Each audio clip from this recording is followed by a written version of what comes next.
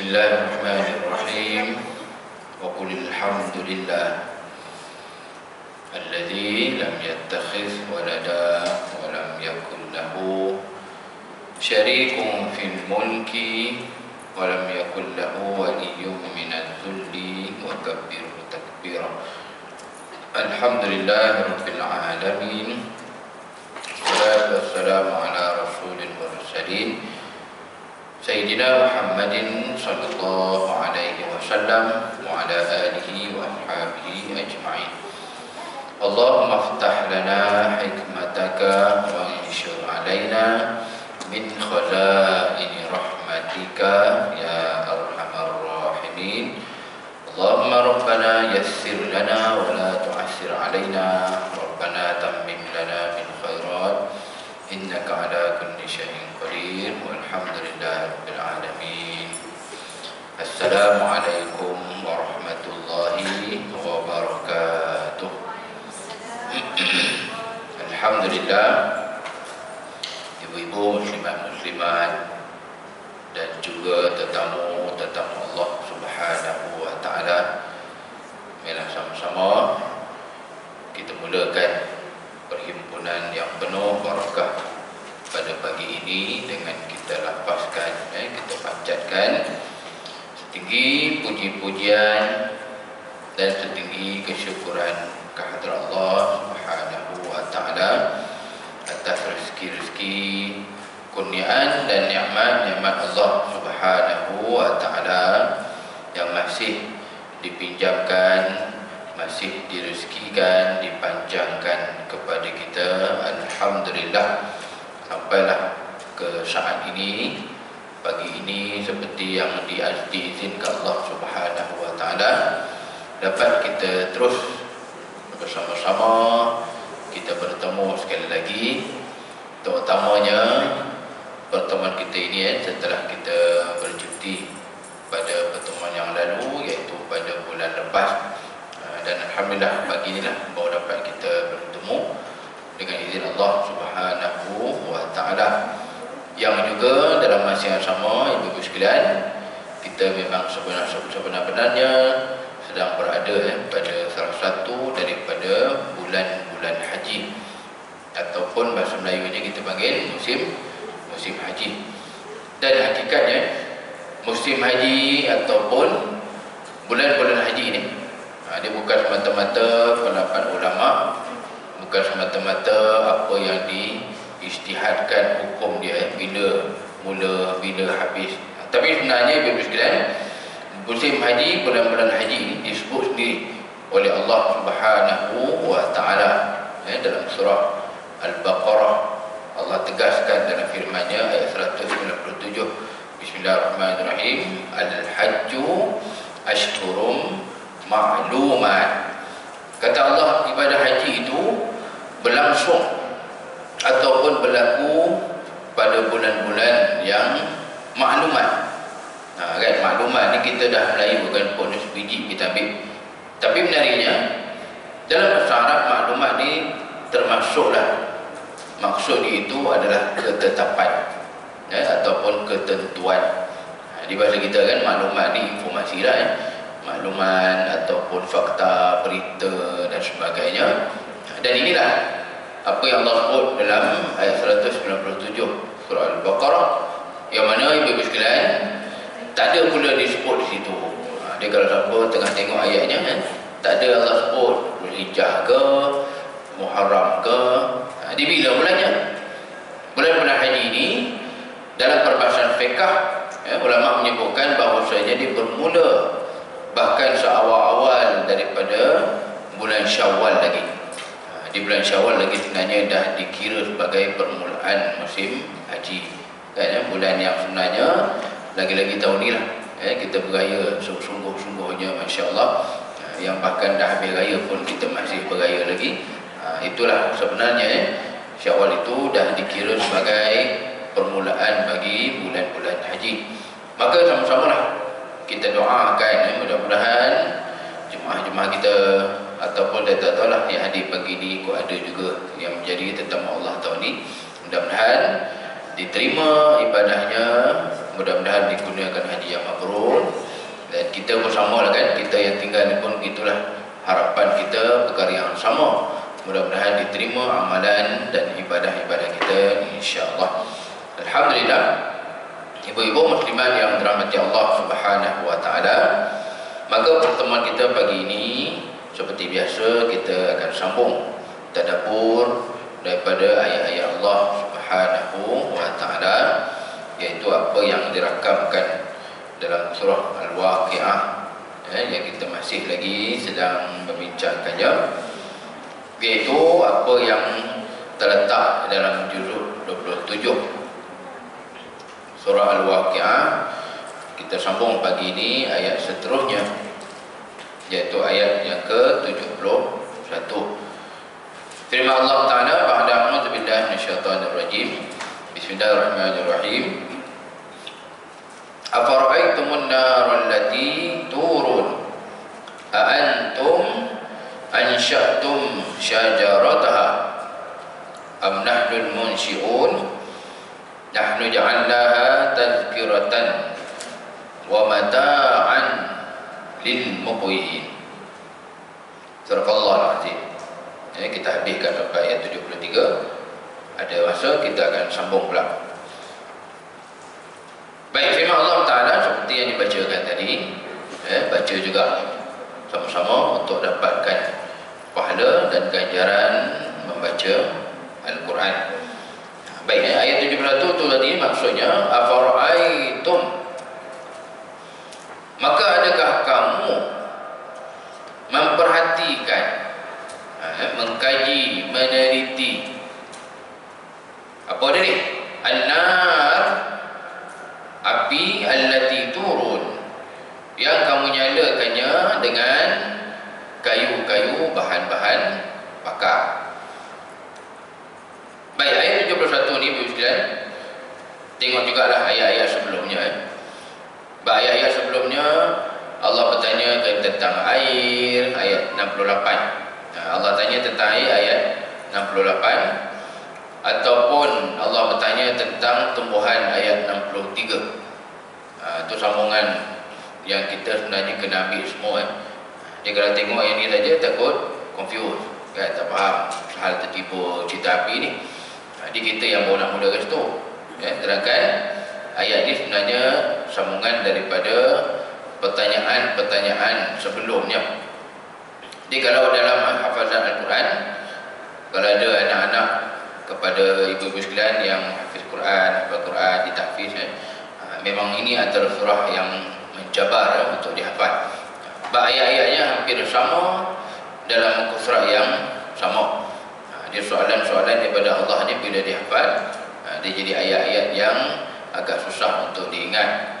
Itu yang kadang imam-imam kita jadi bertukar, jadi tersalah, terbabas dan sebagainya.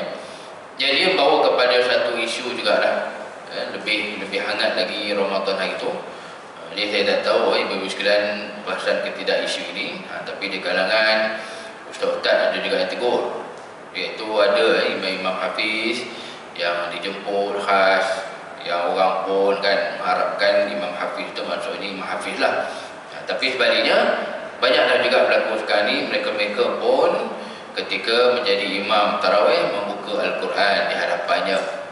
Jadi ini jadi isu juga lah daripada tahun lepas lagi yang kita lihat makin berleluasa, kan? Seolah-olah imam-imam hafiz yang tak bersedia, dengan alasan buka Quran pun lagi bagus, kan? Buka Quran pun dapat pahala lebih.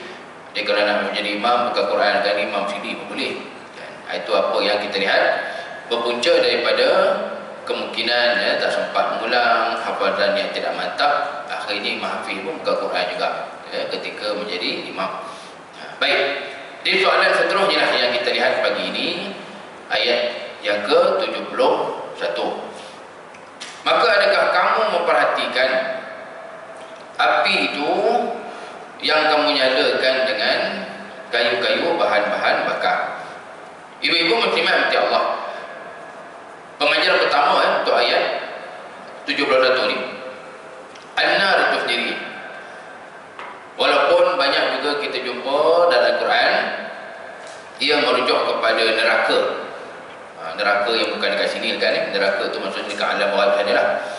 Tapi sebaliknya ayat yang sedang kita bincangkan ini merujuk kepada api dunia ataupun api yang ada dalam kehidupan kita lah. Sebab Allah kaitkan dengan turun. Turun itu dia punya buktinya, ikat dia. Mana nak tahu tak ini api dunia ke, api neraka ke, api khairat ke? Turun tu. Itu apa yang Allah sebut kamu nyalakan. Jadi kalau kita yang nyalakan ni sekalian confirm api dunia lah Tak adalah kita menyalakan api neraka pula. Yang kita pun tahu itu adalah azab Allah Ta'ala yang sangat-sangat pedih. Maka untuk yang pertama ni kita ambil iktibar bahawasanya api walaupun cara lahirnya kalau kat dunia ni kan, baik api dapur, api masak, api bakar sampah, api apa saja, ia juga adalah makhluk yang tertakluk dengan kuasa Allah Subhanahu wa Ta'ala. Ini yang pertama. Baik itu dalam tafsir ulama sebut kamu yang nyalakan. Tapi tetaplah api itu adalah makhluk dan ciptaan Allah Subhanahu wa Ta'ala. Dan api ini dalam sebahagian keadaan kecil dia pernah tidak membawa adat dia. Apa adat di dalam api? Ini bahasa moden ni siapa tak faham, tak tahu nak huraikan. Tapi kalau bahasa bodoh, bahasa-bahasa kalau pengajian tradisional, ia dipanggil adat di sebalik sesuatu benda. Dia adat di sebalik api ni kan sepatutnya dia membakar. Adat bagi api ni sepatutnya dia panah. Mungkin bahasa canggih kita, bahasa moden kan sifat aku kan. Sifat api membakar, sifat api panah. Baliknya sifat air ni sepatutnya sejuk kan. Tapi ia tidak seperti itu. Dalam masa yang sama pernah berlaku dalam sejarah Al-Quran ni cerita. Ini mungkin ramai yang hafal ayat ni. Iaitu bahkan pernah berlaku api dunia itu bukan sekadar tidak membakar, bahkan jadi sejuk sehingga selamatlah Nabi Ibrahim di dalamnya. Ini dirakam ke Allah dalam surah Al-Anbiya, surah Nabi-Nabi. Saya tak ingat apa, tapi firman Allah, "Qulna ya narukuni bardan wa salaman ala Ibrahim." Ini dulu-dulu kalau perawat ataupun orang dulu-dulu dijadikan ayat ni amalan untuk orang kata sembuhkan demam dan untuk penyembuhan daripada panas badan dan sebagainya lah. Ayat itulah cerita pasal Nabi Ibrahim selamat daripada Nabi tu. Qulna ya naru kuni bardan. Allah perintahkan wahai api, jadilah kamu sejuk. Bardan di Bibir sekalian bukan maksudnya jadi padam Api itu ada. Ini boleh tengok di lain, saya akan tengok ayatnya berapa. Tapi Allah bagi tahu api yang bakar Nabi Ibrahim tu ini bukan padam tiba-tiba. Api itu ada. Tapi kata Allah, bardan, jadilah kamu sejuk. Wassalaman ala Ibrahim, dan menjadikan Nabi Ibrahim itu selamat walaupun apinya masih ada. Ada cerita tu kalau siapa pernah dengar, siapa pernah terbaca, itu memang sahih. Al-Quran ni yang bercerita tentang benda tersebut. Jadi tak matilah Nabi Ibrahim. Bukan kata Nabi Ibrahim tidak mati, bahkan terbakar pun tak, api itu sejuk. Maka itulah dalam tauhid ibu sekalian, istilah yang ulama sebut sebagai khawarikul adat, atau benda-benda yang mencarikan adat. Dia berlawanan dengan adat. Sepatutnya sistem yang ada dekat alam ni panas, dia membakar. Api sifat dia panas. Tapi adat tu tercari. Orang kata adat tu tak jadi macam biasa, jadi sejuk pula. Baik, ini yang pertama. Bila kita lihat apa yang dirakamkan Allah Subhanahu wa Ta'ala, yang sebenarnya pertanyaan, soalan daripada Allah bahwasanya hatta api itu sendiri pun adalah makhluk Allah Subhanahu wa Ta'ala, walaupun kamulah yang menyalakan, kamu yang menjadikan dia hidup dan sebagainya. Baik, kemudian yang kedua, ibu-ibu muslimat di Allah Ta'ala, allati turun, yang maksud yang kamu nyalakan, sama ada dengan kayu api ataupun zaman kita sekarang dengan gas lah, ataupun dengan apa saja cara dan sebagainya. Yang mana dalam ayat ini pula ataupun bahagian ini Allah bertanyakan dengan lebih jelas tentang apa tu? tentang perbuatan kita ataupun segala apa yang kita lakukan. Dan untuk bahagian kedua ni, kita lihat satu huraian yang saya nak kongsikan, menarik huraian ni. Allah Ta'ala sebenarnya mengingatkan kita, hakikatnya apa sahaja yang kita lakukan itu, ia bahkan tak pernah terlepas daripada pengetahuan Allah Subhanahu wa Ta'ala. Ni bayangkan, padahal pada kita menyalakan api, apalah penting kan? Kalau report kat bos pun bos tak tahu apa benda lah penting sangat itu api tu. Yang mungkin bagi kita beranggapan itu hanyalah hal kehidupan.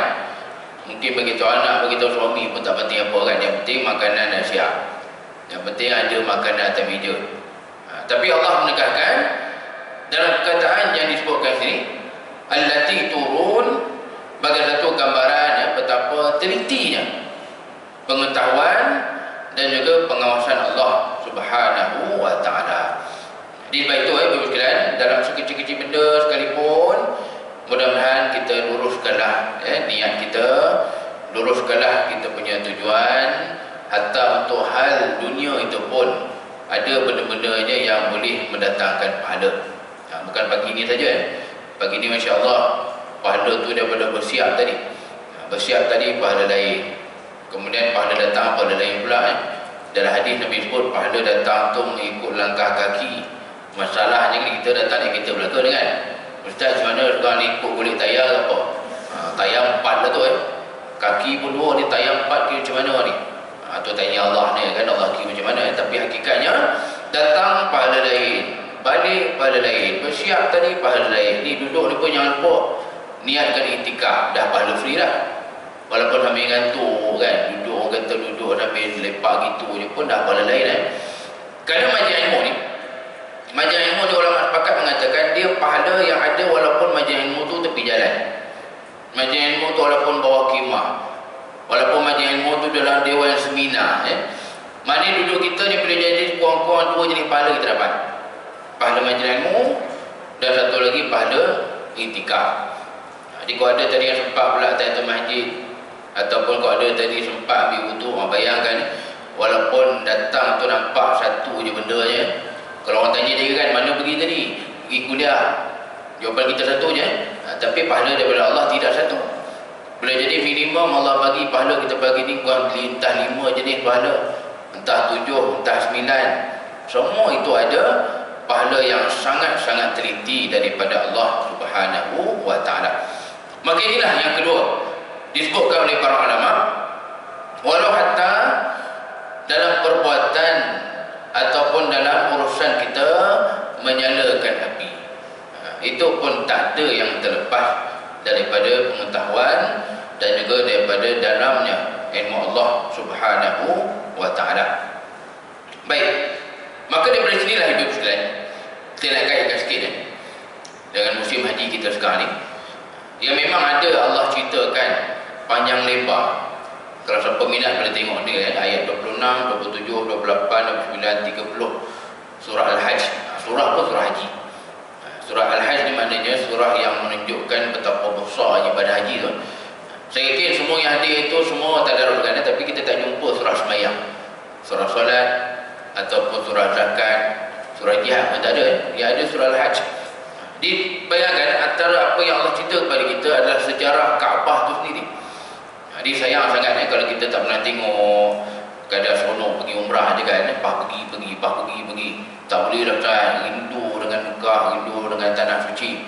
Semayang kat sini rasa lain, kena semayang kat sana juga. Kan itu ada yang sampai tahap tu kan. Dan kan cerita pasal Kaabah apa benda pun tak tahu. Sejarah Kaabah dalam masa yang sama Al-Quran disebut, kita tak pernah tengok bermaksudnya. Kita tengok tu ayat 26 surah Al-Hajj. Saya tak tahulah muka surah apa, tapi boleh buka lah siapa yang ada Quran tu. Allah bahkan menyebutkan dalam ayat itu, dalam firman-Nya, wa id bawwa'na li Ibrahim makanan bait alla tusyrik bi syai'a. Ni bina Kaabah ni. Yang bina tu pula seorang rasul, bukan kita kan. Daripada logiknya seorang rasul, takkanlah masih lagi niatnya bercabang. Kan? Seorang rasul takkanlah masih lagi tak ikhlas buat kerja. Takkanlah seorang rasul masih lagi lagi niatnya ada niat tak baik. Ini muka surat 335. Kalau yang jenis muka-muka tu lah. Muka surat 335 ayat 26. Dia membina Kaabah ni binaan yang sangat mulia. Allah ingatkan apa? Allah warning kepada Nabi Ibrahim, "Allah tusyrik bi syai'a." Wahai Ibrahim, di dalam membina rumahku ini, jangan sekali-kali kau sekutukan aku dengan sesuatu apapun. Menyekutukan Allah. Kalau dalam sekarang kita faham apa? Tak sembah pokok, sembah busuk kan? Tak sembah busuk, sembah batu. Ini benda-benda yang kita orang biasa pun tak terfikir. Saya yakin hajar-hajar semua yang hadir pagi ni kan, kalau saya warning hajar, janganlah sembah busuk, jangan sembah batu kan. Orang kena marah balik ustaz ni, biar betul. Cerita lah pasal benda lain kan. Kita ni orang mandi, orang suruh tak kanan ni menyembah pula. Itu gambaran kita yang lekeh ni pun punya sombong. Pada kita tak layak, kita di warning tentang menyembah berhala kan. Itu teruk ni kita lah. Itu bahkan pengain saya pun kan, ego tu tinggi sangat, amalan tak seberapa. Pagi ni mungkin kalau ada yang semayang dah 100 rakaat tapi lah. Tapi saya yakin tak banyak itu pun ibadah kita, tapi sombongnya masya-Allah. Tapi sebaliknya ni Nabi Ibrahim salah seorang 5 rasul terbaik. Allah warning apa? Jangan kau sekutukan aku wahai Ibrahim. Seorang rasul maksum, dosa apa pun tak ada. Tapi menariknya, baginda dengan hati yang terbuka menerima amaran dan nasihat tersebut daripada Allah Subhanahu wa ta'ala. Ini untuk kita sebenarnya. Sebab Nabi Ibrahim pun dah tak ada, ayat masih ada. Ada ayatnya untuk kita lah. Pastikan baik apa saja amalan kita, ibadah kita, luruskan niat sebenar-benarnya semata-mata kerana Allah Subhanahu wa ta'ala. Lagi-lagi ibadah ditolak ni bukan pelik, tak mustahil. Semalam kalau siapa yang suaminya sembahyang Jumaat di Selangor, itulah ceritanya dalam khutbah semalam tentang galakan untuk buat korban. Itu pun Allah cerita. Kalau siapa pernah dengar kan, anak seorang rasul buat korban 2 orang, seorang Allah terima, seorang Allah tolak. Itu cerita tu betul tu. Allah sebut dalam Al-Quran dalam surah Al-Maidah, korban mereka ni yang buat 2 orang, iz qarraba qurbana fataqabbala min ahadihima wa lam yataqabbal min al-akhar. Korban seorang diterima Allah, korban satu lagi Allah tolak. Kan, bukan orang kata bukan biasa-biasa, dia bukan orang macam kita kan. Anak rasul ada ibadahnya bahkan ditolak Allah Subhanahu wa ta'ala. Itu yang lepas tu jadi bunuh tu. Kita dah kata mereka berbunuh sebab apa? Sebab jodoh kan, tak dapat kahwin. Yang Al-Quran sebut sebenarnya sebab korban tu. Ditolak korban, nak marah ke Tuhan tak kerti kan, nak marah ke Tuhan je benar. Dia marah kat adik dia. Qala la aqtulanna. Berkatalah yang ditolak korban itu, aku nak bunuh kau. Yang sebenar-benarnya dia nak tutup dia punya aib korban yang ditolak Allah Subhanahu wa ta'ala. Jadi Bapak sekalian, ini kita kaitkan juga dengan beberapa kisah sempena ibadah haji ini, ibadah korban kita, yang kita lihat urusan niat, urusan keikhlasan bukan benda kecil. Ini bahkan punca Nabi Ibrahim kena warning ketika membina Kaabah. Niat tak betul ni punca ditolaknya korban anak Nabi Adam. Kita yang hadir bagi ni kan tak ada anak Nabi ni confirm. Saya pun anak orang biasa je tak ada sini anak wali Allah pun. Tapi dalam macam yang sama, kita inilah yang kadang-kadang jadi syok ni dengan amalan masing-masing. Jadi kalau ada yang hadir bagi ni akan buat korban, akan buat ibadah apa pun, termasuk ibadah-ibadah kita yang lampau, jangan lupa betul-betul kita luruskan niat itu sepenuhnya kerana Allah Subhanahu wa ta'ala. Baik, tentang Kaabah ni kalau terlihat, kalau mungkin siapa tengah tengok ayat ni, Allah bercerita dalam Quran yang bina Kaabah Nabi Ibrahim. Tapi mungkin ada yang pernah dengar Kaabah ni malaikat bina. Ada yang pernah dengar Kaabah ni Nabi Adam bina. Ustaz, Kaabah tu satu je, pahal cerita banyak pula. Yang dalam Quran pula sebut Nabi Ibrahim bina 2 kali Satu lagi Allah sebut juga dalam surah Al-Baqarah pun sama, Nabi Ibrahim dan Nabi Ismail. Wa iz yarfa'u Ibrahimul qawa'ida minal baiti wa Ismail. Di mana yang betul? Menariknya ulama kumpul ke semua. Nak kata sebelum tu dah ada pun salah, tidak juga Bagi kita tengok perkataan bawana tu kalau boleh tengok maksud dia. Dan ingatlah ketika kami tentukan. ataupun kami arahkan, kami tetapkan. Li Ibrahim makanan baik. Kami arahkan kepada Ibrahim membina Kaabah, rumah di satu tempat. Makan, perkataan makan itu bukan bahasa kita makan itulah. Makan dalam bahasa Arab maksudnya lokasi, tempat, location dan sebagainya. Di bawah ini satu isyarat daripada Allah bahawasanya Kaabah tu ada tempat yang tertentu. Jadi jangan kita ingat Kaabah ni Nabi Ibrahim main cacah tiang je. Tak tahu cacah tiang pergi jalan. Tak tahu buat dekat bawah pokok kan. Ini kita faham kan, tiba-tiba je ada. Malam tidur tak ada dah, lalu pagi ni dah ada dah. Tak tanah siapa dia buat tak tahu. Itu tidak begitu. Kaabah ni dibina dengan arahan Allah SWT. Dan hari ini firman Allah dalam Al-Baqarah tadi, Allah sebut asal daripada Kaabah itu kemungkinan ada. Dalam surah Al-Baqarah Allah kata wa iz yarfa'u, ketika Ibrahim meninggikan. Yarfa'u bukan bina balik. Yarfa'u itu maksudnya meninggikan. Dan mungkin tampaknya itu dah ada dia punya runtuhan. Mungkin Kaabah tu asalnya dah ada binaan lama, Nabi Ibrahim tinggikan, betulkan. Jadi kalau ada yang kata Nabi Ibrahim hanya sambung, hanya betulkan, kemungkinan itulah yang dimaksudkan oleh Al-Quran. Sebab Allah kata yarfa'u, yarfa'u ni meninggikan je, bukan bina daripada asal. Itu sikit jarak Kaabah yang kita lihat. Hatta Nabi yang mulia pun masih diberi peringatan tentang pentingnya ikhlas di dalam amalan, di dalam ibadah dan sebagainya. Jadi kita lagi ibu sekalian, orang biasa kan, yang dosa pun banyak, dalam masa yang sama amalan tak seberapa.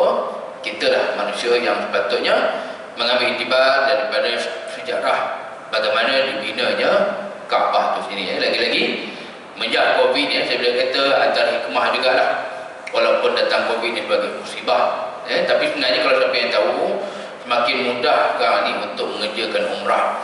Sekarang ni kalau siapa yang berani, siapa berani travel biasa keluar negara sendiri, pergi umrah pun sekarang sama. Kita dah pergi sendiri dah. Sebab nak apply visa umrah dan pelancong pun boleh online. Dulu-dulu apply visa kena melalui travel agency, sekarang tak ada dah. Sekarang apply atas katil sampai dalam selimut boleh. Apply visa umrah sekarang ni online selaga. Jadi kalau siapa yang berani boleh pergi sendiri. Macam orang backpacker tu, pikul beg atas belakang je, tak ada beg tarik pun. Bahkan boleh pergi lebih lama daripada 2 minggu. Tinggal nak ke tidak, tinggal berani ke tidak je. Bahkan Saudi memang dia dah buka negara dia. Kalau visa pelancong tu pun boleh buat umrah juga. Dalam masa yang lama boleh round satu Saudi. Dia tak macam dulu kan. Dulu boleh pergi Taif pun cerita banyak kat orang. Padahal Taif tu kan, padahal zaman sekarang tak ada apa. Taif tu boleh pergi lagi jauh pada tu. Tinggal ada orang boleh bawa ke tidak je lah. Kalau berani, kalau jenis yang memang adventure punya orang, dah boleh pergi sendiri dia pun umrah ni. Di samping kita menziarah, melawat juga negara Saudi tu. Baik, jadi mudah-mudahan bukan mata-mata jah pergi itu sajalah. Kita tahu sejarah di sebaliknya dan tasawuf di sebalik ibadah umrah dan Kaabah itu sendiri. Alhamdulillah, ibu-ibu musliman yang dirahmati Allah Subhanahu Wa Taala. Balik kepada ayat kita yang sebenar. 2 pengajaran dapat kita ambil tadi. Bagaimana Allah tegaskan pada perbuatan menyalahkan Nabi yang tak ada penting apa pun kan. Benda biasa tiap-tiap hari kita buat. Itu pun diteliti oleh Allah Subhanahu Wa Taala. Lalu ayat berikutnya, a'antum ansha'tum syajarataha am nahnul munsyi'un. Perkataan antum tu mesti pernah dengar, mungkin pernah guna pun. Bila dia ditambah A ke depan tu, dia jadi ada 2 A lah. Satu A biasa, satu an. Jadi antum tu kamu semua. Bila tambah A ke depan, A tu maksudnya pertanyaan. A ni macam bahasa kita, bila tengok terjemahan tu lah, adakah ataupun apakah. Bahasa Arab dia tambah begitu A je. Jadi antum tu maksudnya adakah kamu ansya'tum yang menghidupkan, yang menumbuhkan pokok tadi, ataupun pokok tu lah yang diguna untuk menghidupkan Nabi apa semua tu. Allah tanya kita, kamu ke yang hidupkan? Adakah kamu yang menjadikan pokok itu hidup? Am nahnul munsyi'un, atau kamilah yang sebenarnya menjadikan pokok itu hidup. Baik, ayat 72 ayat seterusnya untuk pagi ini, ibu-ibu muslimat yang dirahmati Allah Subhanahu wa taala.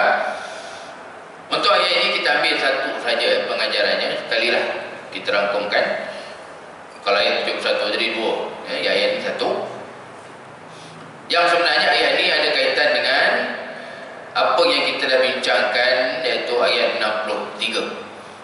Yang bezanya ayat 63, Allah tanyakan kita tentang benih pokok, benih tumbuhan. Kalau ayat 64 tu antum tazra'unahu. Tazra'un ni maksudnya kamu tanam. Baik, kalau tengok balik ayat 64 atas tu, tazra'unahu tu cari yang dalam dia zai ra ain. Ayat 64 tu tazra'unahu tu itu merujuk kepada tanam. Kalau negara Arab yang ada Kementerian Pertanian, negara Arab yang ada Kementerian banyak tanam, dia akan sebut Wizarah Ziraah, Kementerian Pertanian lah. Jadi di sini tazra'unahu, adakah kamu yang menanamnya? Baik, itu soalan yang kita dah bincangkan. Yang pagi ni pula, antum ansya'tum syajarataha. Ansya'tum ni bukan tanam lah. Ansya'tum ni maksudnya kamu menaikkan dia, yang kata menyuburkan dia. Ansya'tum ni macam pokok yang kita beli kat nursery gitu. Kan dia dah ada kan. Pokok beli nursery kan kadang saya akan pasu, ataupun kadang ada jenis yang punya besar, orang tu yang kena hantar. Ataupun kalau pokok nursery yang biasa-biasa dengan kita yang sendiri ubah pasu apa semua. Itulah contoh dia. Ansya'tum ni benda tu mungkin maksudnya dah ada, tapi menaikkan dia, menghidupkan dia. Jangan tanya kamu ke yang menghidupkan pokok dan tumbuhan-tumbuhan, ataupun kamilah yang menghidupkannya. Di ibu-ibu sekalian, maka soalan ini daripada Allah Subhanahu wa taala untuk menegaskan betapa berkuasanya Allah. Dan soalan ni, kalau siapa ingat kita dah kongsikan dahulu juga antara hukum yang melibatkan ibu bapa dengan anak-anak.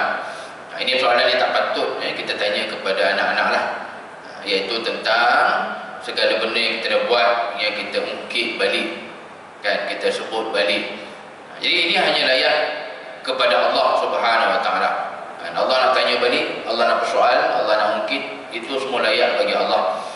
Adapun kita, hakikatnya semua yang kita buat itu dah ada pahalanya daripada Allah Subhanahu wa taala. Tapi biasa kan, kita akan terlepas juga. Ini saya ingat lagi kita dah sebut dari dulu waktu kat sebelah sana dulu. Bagaimana kita bagi orang tua, saya pun sama ada anak, kan, kadang kita tersebut juga kan, biasa. Bukan kadang, selalu je pun kan, ungkit sana lah, ungkit sini lah, engkau ni gitu gini, engkau ni mak dah habis gitu gini. Kadang kita sebut balik, kita duk jadikan benda tu macam modal menyebutkan kepada dia. Sedangkan semuanya itu dah ada pahala dan ganjarannya daripada Allah Subhanahu wa taala. Jadi bila dah ter tu, kita kenalah perbanyakkan istighfar. Sebab benda tu sebenarnya tak elok. Dia tidaklah yang orang kata jadi dosa besar, tapi seolah-olah kita mengambil alih benda yang hanya harus ke atas Allah Subhanahu wa taala. Dia orang yang beriman betul-betul yang tahap macam sahabat Nabi ni, yang paling bagusnya apa? Hatta taat kat kita pun tolak ke Allah juga. Itu yang terbaik. Kita sebut ke anak-anak, sebut dekat kita yang keluarga, kau taat kat mak pun sebenarnya kerana Allah, kau taat kepada bapa kau ni pun sebenarnya kerana Allah. Itu yang terbaik lah. Tapi kebaikan yang selalu berlaku, mana ada gitu kan, kita ambilkan kita semua, mak dah itu dah ini, kau ni lebih sikit, orang lain 9 bulan je, kau ni 9 bulan 13 hari, menyusahkan aku je. Kan, kita ungkit semua, terlupa nak tolak ke Allah tu. Konon macam kita seorang lah mengandung kan, orang lain macam tak mengandung lah. Itu yang akhirnya berlaku lah yang begitu. Kita tidak menjadikan taat itu sebenarnya kerana Allah juga. Itu yang belum orang kata betul-betul jadi hebatnya kita seperti mana generasi para sahabat. Jadi orang yang betul-betul beriman, kalau sampai ke tahap tu, berlaku apa-apa kepada keluarga dia, dia okey je. Kan, itu kisah yang Saya tak ingat siapa nama perempuan tu. Bila mana suami tanya mana anak, itu kisah sahih, saya tak ingat siapa nama suami isteri tu. Yang isteri dia kata anak tengah rehat. Anak dah meninggal sebenarnya kan. Dah tak ada dah anak tu, tapi punya lah relax. Yang isteri tu pula yang lebih tenang daripada suaminya. Itu ni orang beriman. Memang pada akhirnya segala-gala belaka-belakanya dipulangkan kepada Allah Subhanahu wa taala. Jadi kita pun kalau boleh itulah tahap kita. Taat anak kita pun sebenarnya kerana Allah. Taat suami pun sebenarnya kerana Allah. Segala-galanya dipulangkan kepada Allah, bukan kita yang claim, bukan kita yang ambil benda tu. Inilah juga kalau siapa yang istiqamah amal surah Al-Kahfi semalam, tiap-tiap Jumaat. Al-Kahfi ni kena ingat, dia tidak semestinya waktu tertentu. Syaratnya Nabi kata hari Jumaat. Hari Jumaat ni sepanjang-panjang hari Jumaat tu baca, tak ada suruh baca lepas maghrib pun. Kita masalah kita Melayu kan semua longgar lepas maghrib.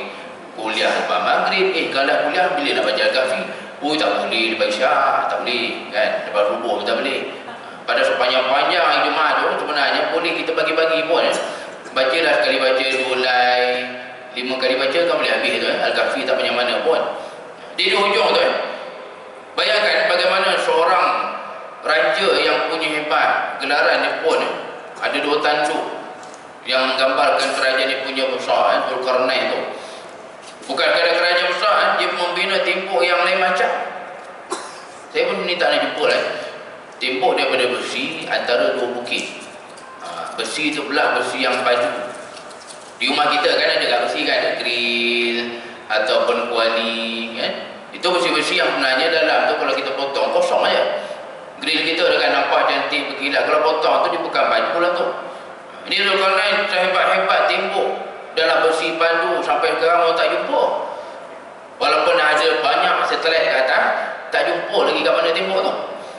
Tapi bayangkan Al-Quran kita bila orang puji dia, bila terima kasih tembok tu rahsia, biar dia maju pun dah tak boleh melintas. Akhirnya bila dipuji begitu, sifat Zulkarnain Masya Allah, qala hadza rahmatum mir rabbi. Ayat ni pastinya akan dibaca kalau siapa yang istiqamah amal kahfi. Dia kata apa? Qala hadza rahmatum mir rabbi. Berkatalah Zulkarnain, ini hanyalah rahmat dan pertolongan Allah belaka. Aku tak ada apa pun kan? Aku hanya sekadar menolong saja. Pada akhirnya ini hanyalah semata-mata rahmat daripada Allah Subhanahu wa taala. Fa idza ja'a wa'du rabbi ja'alahu dakka. Waktu tu lagi Zulkarnain kata, bila tiba masanya tembok ni akan runtuh juga. Kan punyalah hebat ni. Kita tidak sampai ke tahap tu. Kita selalu ni kan bukan kata benda besar, benda kecil pun nak claim. Benda yang remeh-temeh pun nak ambil kita kan. Itu apa yang sebaliknya jika dibandingkan dengan orang yang soleh, orang-orang beriman zaman dahulu, atau benda yang besar pun ditolak ataupun dikembalikan kepada Allah Subhanahu wa taala. Ini akhlak kita lah sepatutnya. Jadikan kita punya segala-gala perkara itu kita kembalikan kepada Allah, baik pujian, baik nikmat, baik rezeki dan sebagainya. Baik, itulah satu pengajaran daripada ayat 72 ini. Yang Allah sebutkan di ujungnya, am nahnul munsyi'un, ataupun kami sebenarnya yang menumbuhkan, yang menghidupkan pokok tersebut. Jadi kita apatah lagi Bapak sekalian, jangan sampai ada yang terbabah lah nak claim dia saja. Kalau kata dengan anak, dengan keluarga tu pakai ungkit saja kerjanya. Sedangkan itu semua perkara yang dah diberi balasan dan pahala oleh Allah Ta'ala. Baik, ayat seterusnya, ayat yang ke-73. Nahnu ja'alnaha tazkiratan wa mata'an lil muqwin. Kami jadikannya.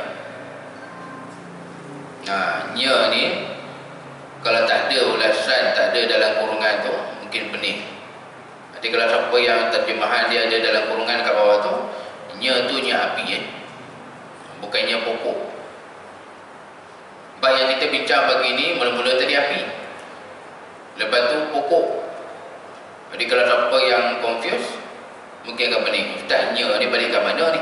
Nahnu ja'alnaha, ha tu balik ke mana? Ha tu balik kepada api. Jadi kalau siapa Qurannya tak ada apa-apa penjelasan kat tu, tulislah sikit. Nahnu ja'alnaha, kami menjadikannya api. Jadi kalau yang dah ada tak ada masalah. Patutnya bawah tu dia tulis dalam kurungan, kami jadikan api itu tazkiratan, bagi peringatan tentang dahsyatnya neraka. Dan inilah perkataan ibu-ibu sekalian yang selalu kita dengar, kan, tazkirah. Semalam kalau di suara-suara Jumaat masjid, tazkirah Jumaat. Ataupun kalau bulan puasa lagi lah, siapa tazkirah malam ni? Tazkirah malam tadi bagus, besok siapa pula tazkirah. Jadi tazkirah tu inilah apa yang Allah sebut ni. Kita tengok perkataannya. Tazkirah tu cari yang pertama huruf zal, yang kedua huruf kaf, yang ketiganya huruf ra. Itulah asal dia. Akar perkataan dia zal kafra. Apa maksud dia?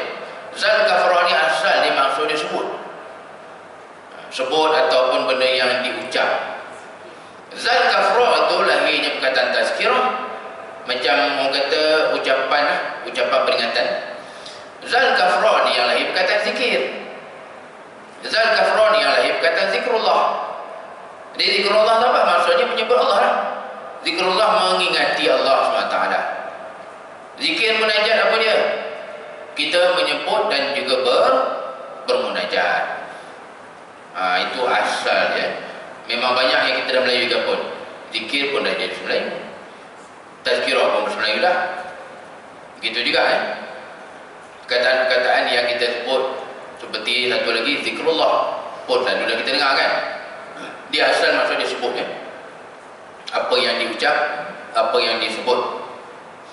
Dan tazkirah memang maksud dia peringatan. Cuma dalam bahasa kita kaitkan tazkirah ni dengan majlis lah. Majlis ilmu, majlis untuk kita menyampaikan dan sebagainya. Yang asal maksudnya peringatan. Sama juga dengan perkataan dakwah. Dakwah ni kalau betul-betul dalam bahasa Arab, ejaan dan ain wa utam. Kalau dalam bahasa Arab biasa, dakwah tu jemputan sebenarnya. Saya ingat lagi waktu mula-mula sampai ke Mesir dulu, bila dapat jemputan kahwin orang Arab, dia terus dakwah ke depan. Kan? Kita pakai bahasa Melayu ni, maksud ni dakwah apa ni? Kan? Adalah 6 orang, 2, 1 lelaki, 1 perempuan. Ni dakwah apa kan? Rupanya dakwah tu maksudnya jemputan kahwin. Kita je di Malaysia ni kita sempitkan. Dakwah tu maksudnya untuk benda-benda agama, kan, ataupun mengajak kepada Islam. Sedangkan perkataan tu maksud dia lebih luas. Maka kata Allah di sini, dijadikan api itu sebagai peringatan terhadap dahsyatnya neraka, wa mata'an lil muqwin, dan sebagai sesuatu yang bermanfaat untuk orang yang bermusafir dalam perjalanan. Baik, itu pengajaran kita ambil daripada ayat 73 ini. Yang pertama, yaitu nahnu ja'alnaha tazkiratan. Kita ambil itu dulu. Ibu-ibu muslimah mati Allah Ta'ala, ini seterusnya ciri orang beriman yang betul-betul tinggi, yaitu pada apa nikmat-nikmat Allah yang dia perolehi, yang dia nampak, yang dia alami itu. Orang beriman, mereka akan ingatkan terhadap kekuasaan Allah Subhanahu Wa Ta'ala. Dia macam inilah Allah bagi contoh. Api itu sepatutnya orang beriman akan terbayangkan dahsyatnya api neraka, akan terbayangkan dahsyatnya azab di akhirat. Dan ini rupanya tak payah tengok kitab-kitab yang besar-besar pun, ada dalam Quran punya. Allah ni sebut kat kita, nahnu ja'alnaha tazkirah, kami jadikan api itu peringatan kepada kamu tentang dahsyatnya neraka. Inilah yang pertama, ibu-ibu sekalian, bagi kita ambil iktibar dan juga pengajarannya. Yang lagi penting, tolong sampai-sampaikanlah kepada anak kita, kepada keluarga kita. Kerana sekarang cabaran yang paling besar ini adalah macam mana nak jadikan anak kita pun sama, ada faham agama dengan kita. Kita tak ada laku agama, kan. Cakap terang, saya di depan orang biasa je, ibadah kita biasa sangat, tak ada banyak apa pun. Tapi kurang-kurangnya faham agama tu. Inilah benda yang sangat penting. Kalau di media sosial, kita kalau dalam apa yang kita selalu buka kat Facebook, walaupun selalu buka tiap-tiap hari, kemungkinan kita tak tahu apa pun sebenarnya. Sebab kita hanya baca apa yang biasa terlintas lalu dekat Facebook kita. Dia mungkin yang hadir pagi ni, kalau ada Facebook ke internet ke, kita akan nampak ini dia orang kan. Oh, ini ustaznya kuliah, oh ini ustaznya tazkirah, oh ini semalam punya ceramah, lalu kita share. Dalam macam yang sama, dunia internet ni lagi luas daripada dunia yang kita dah nampak ni. Dan bayangkan, di internet yang sama kan, kalau kita buka Facebook, kita ada Twitter ni, Twitter yang sama kat anak-anak kita ada. Tapi dalam macam yang sama, sangat banyak benda-benda tak elok di sana. Cuma kita tak jumpa sebab kita tidak berada dalam grup tu. Ini macam yang tengah kecoh sekarang berkaitan dengan festival negara tu lah. Jadi pada saya jadi tak sedap bila bercanggah-canggah pula dengan Menteri Agama, Mufti negeri lain cakap macam ni, kemudian ada lah ketua kita cakap macam ni pula kan. Jadi tak seronok. Sedangkan masing-masing dalam isu festival tersebut, masing-masing yang keluar pendapat tu orang Islam semua. Jadi maknanya untuk yang di atas tu kita serahkan mereka kan, masing-masing punya kata-kata mereka, itu orang kata benda dah sebut dah pun. Tapi kita sebagai ahli masyarakat, sebutkan anak-anak kita kalau boleh fahamkan mereka bahawa perkara-perkara berkaitan dengan akidah, berkaitan agama, dia benda yang sangat-sangat besar. Sebab saya yakin anak-anak kita pun mesti tahu punya isu tu, tapi dengan cara dia lah. Entah apa dia buka kat Twitter, tak tahulah. Entah grup apa yang dia ikut, kita tak tahu. Ini realiti macam raya itulah. Banyak juga mereka-mereka yang lahirnya Melayu, tapi dengan mengakunya kata dah tak praktis Islam dah. Jadi dalam macam sama duk sambut raya pula. Kan? Itu ada kalau di internet, di Twitter terutama, dia ada grup dia. Di Facebook pun ada grup dia. Raya dia nak sambut, tapi mengaku tu bahawasanya dia dah tak praktis dah Islam. Dan kebanyakannya budak-budak muda lah yang cakap benda begitu. Ini sangat-sangat dahsyat. Yang dibimbangi, keadaan ini berlaku dalam masa yang lama tak disedari pun oleh mak ayah. Ialah luar nampak Melayu kan. Orang kata pagi raya pun baju Melayu juga. Tapi rupanya dengan kawan-kawan dekat internet, dengan orang yang dia kenal, dia mengaku dia dah tak praktis Islam. Dan dalam macam yang sama, di luar dengan keluarga nampak sama aja kan. Sebab dia sambut juga raya tu. Ini yang paling penting Bapak sekalian. Jangan sampai kita terlepaskan kita punya tanggungjawab terhadap anak-anak kita lah Sebab zaman sekarang ni nak jadi benda tak elok ni dah tak payah keluar rumah dah Duduk dalam bilik, duduk dalam selimut boleh jadi benda bukan. Sebab segala-galanya sekarang ni di tangan belaka kan. Entah apa dibaca, ditengok dekat tangan tu, Masya Allah. Baik, jadi ini pengajaran pertama. Kata Allah Ta'ala, hatta pada ciptaan-ciptaannya pun patutnya mengingatkan kita sama ada tentang kebesaran Allah Subhanahu Wa Ta'ala ataupun yang ni, iaitu mengingatkan kita tentang dahsyatnya balasan Allah Subhanahu Wa Ta'ala. Jadi ini bukan tasawuf rupanya tak payah tengok kita tasawuf punya ada dalam Quran. Maka sebutkanlah selalu kepada keluarga kita, anak-anak kita tentang apa yang ada di alam ini, patutnya mengingatkan kita dengan Allah Subhanahu Wa Ta'ala. Baik, kemudian penutup ayat ini kata Allah lagi, wa mata'an lil muqwin, dan menjadi sesuatu yang bermanfaat. Mata' ni juga maksud dia nikmat. Jadi kalau Quran sendiri itu boleh tulis juga lah mata' tu nikmat ataupun rezeki pun boleh juga. Macam contoh dalam juzuk 30 unik surah tu. Dua surah berbeza tapi ayat dia sama. Mata'an lakum wa li'an'amikum. Surah yang pertama kata fa idza ja'atit tammatul kubra. Surah Abasa pula kata fa idza ja'atis sakhah. Tapi ayat sebelum tu sama sebiji. Mata'an lakum wa li'an'amikum. Iaitu surah kedua dan surah ketiga juzuk 30 ada ayat yang sama. Di mata' itu pun samalah, yang membawa maksud rezeki, nikmat ataupun kurniaan daripada Allah Subhanahu Wa Ta'ala. Baik, ibu-ibu muslimat mati Allah, yang menariknya bahagian ujung ni, mata'an lil muqwin.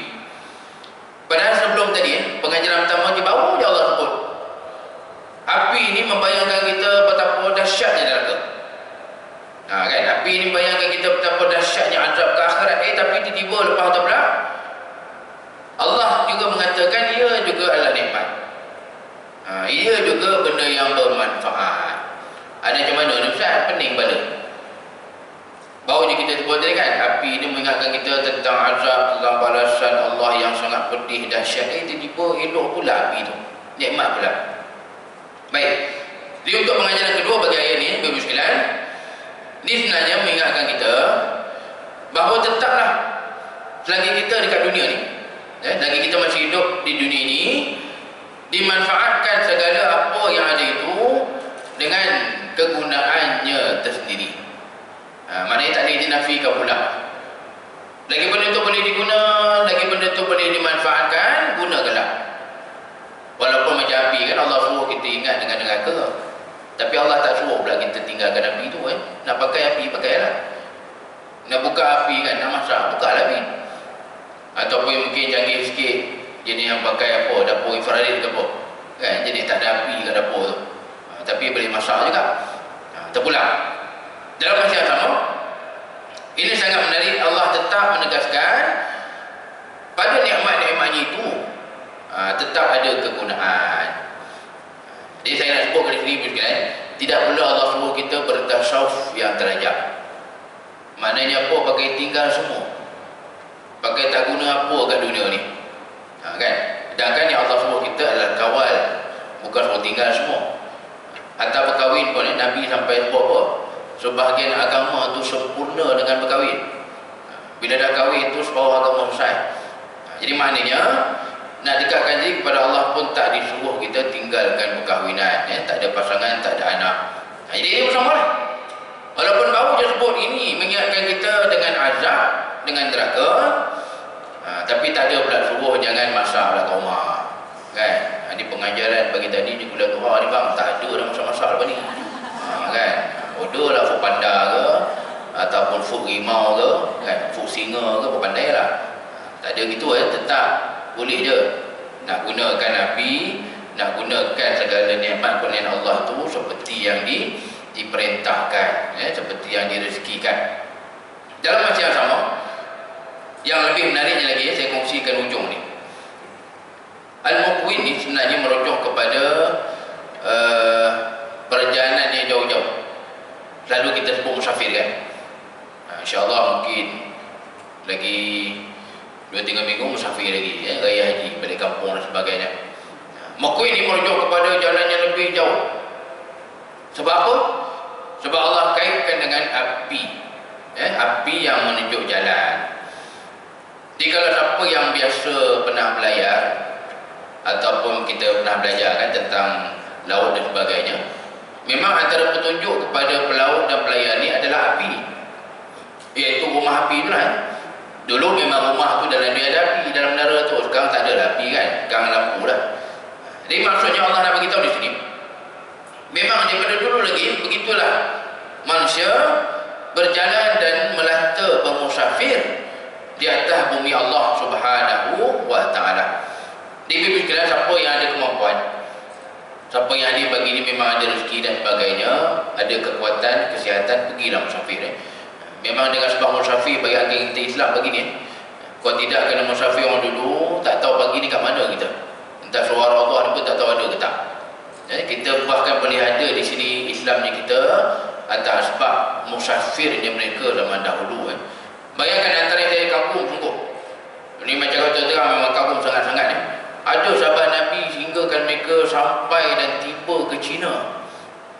China ni kalau boleh tengok dalam peta, bayangkan betapa jauh daripada Madinah tu. Yang lagi dahsyat ni bukan naik flight kan. Mana ada everyone can fly dalam tu? Tak ada. Dia naik apa? Naik kendaraan darat. Entah jalan kaki ke, entah kuda, entah motor, tak tahu. Masya Allah, entah berapa ribu kilometer pun tak tahulah. Luar biasa. Lagi-lagi hebatnya ilmu mereka punya tinggi. Nak pergi China sampai China. Kita kalau tak pernah pasir kan, nak pergi China tak tahu sampai mana kot sampai sampai mana tempat lain ataupun takut mati kering je atas tu. Zaman tu mana ada kan signboard, tak ada GPS, tak ada highway, tak ada jalan berturak, tak ada. Jadi kalau di atas padang pasir tu maksudnya memang depan belakang atas bawah sama. Tapi Masya Allah mereka boleh sampai ke lokasi. Memang kagum sungguh. Dan itu punca mengapa China antara negara yang terawal menerima Islam, walaupun dia sangat-sangat jauh daripada Madinah. Negara China lebih awal Islam daripada kita Nusantara pun. Sebab sahabat Nabi sendiri dah sampai ke sana. Masya Allah, dahsyat tu. Itu bukan hebat lagi dah, memang dahsyat. Kita alangkan dalam sekarang ada alamat, ada GPS, ada signboard pun tak jumpa rumah.